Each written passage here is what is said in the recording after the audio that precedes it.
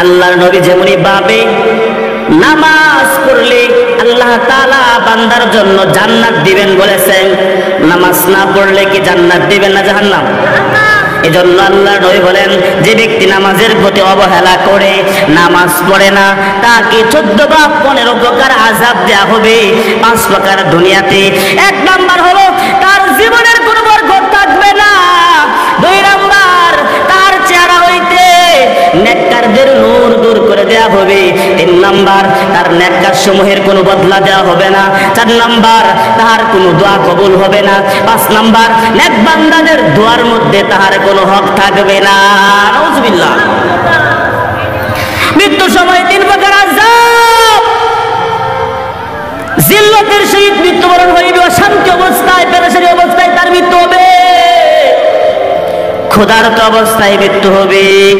3 number পিপাসার্ত অবস্থায় মৃত্যু হবে। এমন পিপাসা অবস্থায় মৃত্যু হবে ভাইরা আমার, সমুদ্রের সমস্ত পানি যদি তাকে পান করার জন্য দেয়া হয় এরপরও তার তৃষ্ণা তারা পিপাসা মিটবে না। নাউজুবিল্লাহ। কবরের মধ্যে 3 প্রকার আযাব। তার কবর বেনামাজির কবর এমন সংকীর্ণ করে দেয়া হইবে, এক পাঁজরের হাড়গুলো অপর পাঁজরে ঢুকে যাবে। যেমনি ভাবে আমরা এক হাতের মধ্যে আর এক হাতের আঙ্গুল যেমনি ভাবে ঢুকায় দেই, এইভাবে তার পাঁজরের হাড়গুলো, সাটনের হাড়গুলো একটার মধ্যে ঢুকে যাবে। ওই বেনামাজির বান্দার কবরের মধ্যে জাহান্নামের আগুন। মুসলমান ভাইরা আমার, জাহান্নামের আগুন তো বুঝুনই, দুনিয়ার আগুনের মতো না।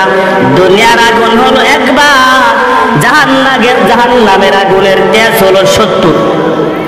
মুসলমান ভাইরা আমার, দুনিয়ার আগুন তো হাতে লাগলে হাত জ্বলে, পায়ে লাগলে পা জ্বলে, শরীরের যে কোনো অংশই লাগে ওই অংশটুকুই জ্বলে।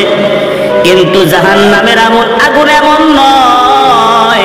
আল্লাহর নবী বলেন, জাহান্নামের আগুনকে 1000 বছর পুরানোর ফলে লাল বর্ণ ধারণ করলো, তারপর আরো 1000 বছর পুরানোর ফলে সাদা বর্ণ ধারণ করলো, তারপর আরো 1000 বছর পুরানোর ফলে জাহান্নামের আগুন কালো রাত্রির অন্ধকারের মতো।